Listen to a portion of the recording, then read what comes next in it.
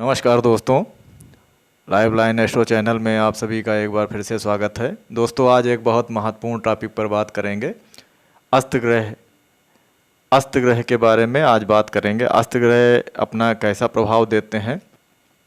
जैसा कि आप जानते होंगे कि बहुत सारे ऐसे वीडियो हैं जिसमें अस्त ग्रह के बारे में बताया जाता है कि अस्त ग्रह अगर कुंडली में है तो उनका प्रभाव बिल्कुल निष्क्रिय हो जाता है, वो अपना कोई प्रभाव नहीं दे पाते हैं और उनकी महादशा जब चलती है ऐसे ग्रहों की जो अस्त होते हैं तो अपना ख़राब रिजल्ट देते हैं। लेकिन दोस्तों, ऐसा नहीं होता है, क्योंकि ज़्यादातर प्रेडिक्शन जो होता है, कुंडली का प्रेडिक्ट करते हैं लोग, तो उसका एक पहलू देखते हैं। क्योंकि आप अगर फलित कर रहे हैं कुंडली का फलित करते समय अगर उसके जो भी अलग अलग पहलुओं पे आपने ध्यान नहीं दिया तो उसका संपूर्ण फलित नहीं हो पाएगा। आप ये समझ लीजिए, कुंडली में लग्न कुंडली के साथ में नवांश भी देखी जाती है, वर्ग कुंडलियाँ होती हैं उनको भी देखा जाता है और ग्रहों के बल को भी देखा जाता है। ग्रह किस भाव में बैठे हुए हैं, उन पे किन शुभ ग्रह की दृष्टि पड़ रही है या अशुभ ग्रह की दृष्टि पड़ रही है, इस प्रकार से उसका संपूर्ण फलित होता है। लेकिन कुछ ऐसी डिग्रियां होती हैं जिन डिग्रियों पे ग्रह सूर्य के साथ में अगर होते हैं तो अस्त हो जाते हैं और उसके बाद बता दिया जाता है आपको कि ये ग्रह जो है, अब आपकी महादशा जब इस ग्रह की चलेगी तो आपको बहुत ख़राब रिजल्ट मिलेंगे। ऐसा होता भी है, इसमें कोई दो राय नहीं है कि अस्त ग्रह अपना रिजल्ट नहीं देते हैं, लेकिन हमेशा ऐसा नहीं होता है। क्योंकि अस्त ग्रह अगर कुंडली में अस्त हैं तो कभी कभी उनकी महादशा बहुत अच्छी जाती है, बहुत अच्छे उसके रिजल्ट मिलते हैं। तो ऐसा कब होता है? ऐसा तब होता है जब आपने एक पहलू तो देखा कि अस्त हैं, लेकिन कहीं से नवांश कुंडली में वो बहुत अच्छी कंडीशन में बैठे हुए हैं। नवांश कुंडली का बहुत महत्वपूर्ण रोल होता है, आप ये समझ लीजिए। नवांश कुंडली अगर लग्न कुंडली का 100% होता है तो 50% नवांश कुंडली का भी होता है रोल। और उसमें ग्रह अगर आपकी लग्न कुंडली में ख़राब बैठे हुए हैं और नवांश कुंडली में अच्छी कंडीशन में बैठे हुए हैं तो उनका बहुत अच्छा रिजल्ट भी मिलता है। 100% नहीं मिलता, लेकिन 50% तब भी मिलता है। इस प्रकार से और भी कंडीशंस होती हैं। जो ग्रह अस्त है उसके ऊपर कोई बहुत शुभ ग्रह की दृष्टि पड़ रही है या शुभ भाव में बैठे हुए हैं, शुभ ग्रह से युति करके बैठे हुए हैं। इस प्रकार से अनेक पहलू इसके होते हैं और इस प्रकार से देखा जाता है। तो सबसे पहले तो आज बात करेंगे कि ग्रह जो होते हैं अस्त किन डिग्रियों पे हो जाते हैं, सूर्य के साथ किन डिग्रियों पे ग्रह अस्त हो जाते हैं, इसके बारे में सबसे पहले बात करेंगे।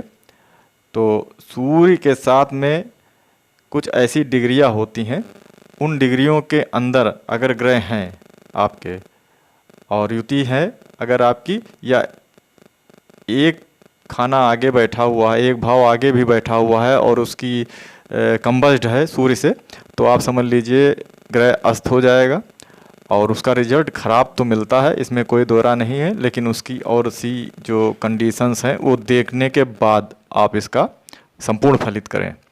तो सबसे पहले आइए बात करते हैं सूर्य के साथ कौन डिग्री पे कौन से ग्रह अस्त हो जाते हैं। सूर्य के साथ ग्रह अस्त किन डिग्रियों पे होते हैं? कुछ ऐसी डिग्रियां हैं जिनके अंदर अगर ग्रह होते हैं तो वो अस्त हो जाते हैं। सूर्य आप जानते होंगे ग्रहों के राजा होते हैं। सूर्य का प्रकाश जो होता है, सूर्य एक बहुत ही बलवान ग्रह माने जाते हैं और सूर्य के साथ में जो भी ग्रह इन डिग्रियों के अंदर आते हैं वो अस्त हो जाते हैं। लेकिन इसका रिजल्ट कुछ अलग हटके होता है, क्योंकि सूर्य के से अस्त अगर होते हैं तो सूर्य का जो दम होता है इन ग्रहों में भी कभी कभी आता है और उससे भी ये कभी कभी ग्रह अपना बहुत अच्छा रिजल्ट देते हैं। सूर्य के साथ चंद्रमा जो होता है, सूर्य के साथ में अगर चंद्रमा युति करके बैठे हुए हैं और इनकी डिग्री में आपस में आप दोनों ग्रह की डिग्री देखिए, सूर्य और चंद्रमा दोनों की डिग्री देखिए आप। अगर चंद्रमा और सूर्य की डिग्री में 12 डिग्री के ऊपर का अंतर है तब तो अस्त नहीं होंगे चंद्रमा। 12 डिग्री के अंदर अगर चंद्रमा बैठे हुए हैं तो अस्त हो जाएंगे। मतलब कि है, अगर 10 डिग्री पे सूर्य बैठे हुए हैं और 20 डिग्री पे मान लीजिए चंद्रमा बैठे हुए हैं, तो 12 डिग्री के अंदर आ गए तो समझ लीजिए चंद्रमा अस्त हो जाएंगे। इसी प्रकार से मंगल जो है 17 डिग्री के अंदर अगर हैं सूर्य से तो अस्त माने जाएंगे। 17 डिग्री के अंदर अगर मंगल बैठे हुए हैं तो अस्त माने जाएंगे। इसी प्रकार से बुध 14 डिग्री तक, 14 डिग्री के अंदर अगर बैठे हुए हैं बुध तो अस्त माने जाएंगे। लेकिन बुध जो होते हैं अस्त के बाद भी वक्री हो जाते हैं, तो 12 डिग्री तक वक्री होने पर अस्त माने जाते हैं। ये 12 डिग्री तक इनका माना जाता है, 12 डिग्री पर अस्त माने जाते हैं अगर वक्री हैं तो।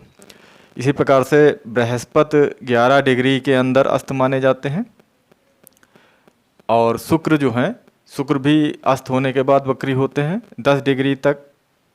जो अगर 10 डिग्री के अंदर इनकी स्थित है, दोनों की डिग्री आप देखिए, सूर्य और शुक्र की डिग्री आप देखिए, अगर 10 डिग्री के अंदर सूर्य शुक्र बैठे हैं तो आप समझ लीजिए ये अस्त माने जाएंगे। और अगर वक्री हैं तो 8 डिग्री के अंदर अस्त माने जाएंगे।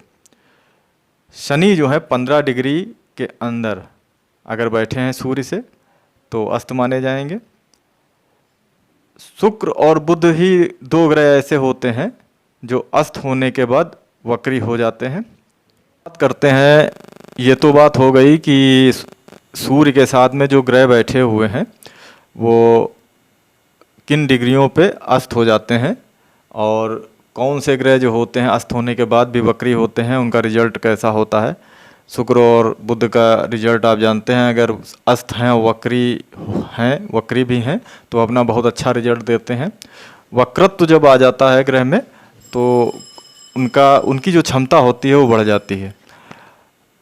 अस्त ग्रह अपनी महादशा जब इनकी होती तो खराब रिजल्ट देते हैं, इसमें कोई दो राय नहीं। लेकिन अगर ये कहीं शुभ ग्रह इनको देख लें, शुभ ग्रह अगर इनको देख रहे हैं या शुभ भाव में बैठे हुए हैं युति करके, तो भी अपना बहुत अच्छा रिजल्ट देते हैं। जैसा आपने देखा होगा कि बहुत से ऐसे नामचीन लोग हैं जिनकी कुंडली में काफ़ी ग्रह अस्त थे, लेकिन उनका जीवन बिल्कुल हर सुख सुविधा उन्होंने पाई है। ऐसी ही कुंडली जो है मेगा स्टार सुपर स्टार अपने अमिताभ बच्चन की है। अमिताभ बच्चन जी की कुंडली में 3 ग्रह अस्त हैं। ये कुंडली जो है अमिताभ बच्चन जी की है, इनकी कुंडली में 8वें भाव में सूर्य से 3 ग्रह अस्त हैं। इन्होंने अपने जीवन में कोई खराब रिजल्ट देखना चाहिए था लेकिन इन्होंने देखा नहीं। अब हल्का फुल्का तो सबके जीवन में खराब समय आता है, लेकिन इनके जीवन में शुरुआती दौर में इनको काफ़ी कठिनाइयों का सामना करना पड़ा, लेकिन उसके बाद जब ये सफलता की सीढ़ी चढ़े तो चढ़ते चले गए और बुलंदियों पे पहुँचे। आज भी इनका नाम है, एक अच्छी खासी एज होने के बाद में भी वो सुपरस्टार हैं और हर सुख सुविधा इनको उपलब्ध है। तो इनकी जो कुंडली है इसमें शुक्र मंगल बुध सूर्य के साथ में बैठे हुए हैं और अस्त हैं। इनके जीवन में हर वो चीज़ इनको मिली है जो इनको चाहिए थी। तो इसलिए पूरा फलित अगर आपने कुंडली का नहीं किया है, संपूर्ण फलित नहीं किया है, तो उसका जो आप फलित कर रहे हैं उसका निष्कर्ष नहीं मिलेगा। आप कुछ देख रहे हैं कुंडली में कुछ और उसका निष्कर्ष कुछ और निकलेगा। इनका जो दशमांश कुंडली थी वो बहुत स्ट्रांग थी। दशमांश कुंडली आप जानते हैं कर्म के लिए होती है, कार्य के लिए देखी जाती है। तो दशमांश कुंडली स्ट्रांग होने के कारण इनको बहुत अच्छे रिजल्ट मिले और ये बिल्कुल उच्च स्थान पे पहुँचे और इनको हर सफलता प्राप्त हुई। दोस्तों, शुक्र और बुध जो होते हैं ग्रह, अगर आपकी कुंडली में अस्त हैं और वक्री हैं तो आप समझ लीजिए कि आपको कोई परेशानी होने वाली नहीं, आपको बहुत अच्छे रिजल्ट मिलेंगे इसके। कभी कभी अस्त ग्रह भी जो होती हैं, अस्त ग्रह जो होते हैं, इनकी महादशा जो होती है अपना बहुत अच्छा फल दे के जाती है। ऐसा क्यों होता है? क्योंकि जब आप कुंडली का फलित कर रहे होते हैं तो उसके हर एक पहलू को नहीं देख रहे होते हैं। कुंडली में अस्त ग्रह हैं तो आपने देख लिया ये खराब अपना रिजल्ट दे रहे हैं, लेकिन उसके साथ में और भी कुंडलियाँ होती हैं। नवमास को देखना बहुत ज़रूरी होता है। नवमास कुंडली जो होती है, अगर लग्न कुंडली 100% अपना रिजल्ट दे रही तो नवमास कुंडली जो होती है 50% रिजल्ट नवमास कुंडली भी देती है। नवमास में देखना चाहिए कि ग्रह जो लग्न कुंडली में अस्त है, नवमास में क्या है, उसकी कंडीशन मजबूत स्थिति में बैठा हुआ है। वक्री ग्रह जो होते हैं, मंगल, गुरु, शनि जो होते हैं तब वक्री होते हैं जब ये सूर्य से 5, 6, 7 और 8वीं राशि में बैठे होते हैं। यह एक मोटा अनुमान है। शुक्र और बुध तब वक्री होते हैं जब इनकी भीतरी युति हो रही होती है, अर्थात वे सूर्य के साथ उदय व अस्त होते हैं।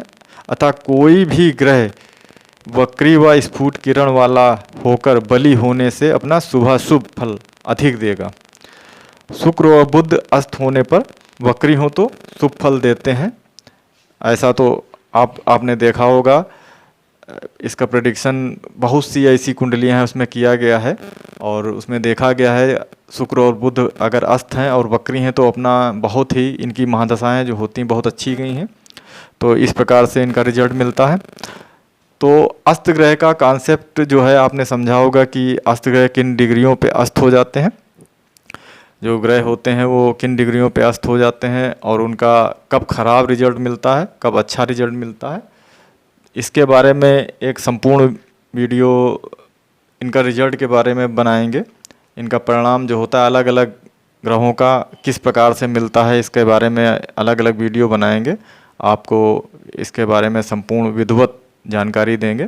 तो दोस्तों, अगर आपको वीडियो अच्छा लगा है तो कृपया सब्सक्राइब ज़रूर कर दें और चैनल से जुड़ जाएं। तब तक के लिए नमस्कार, धन्यवाद।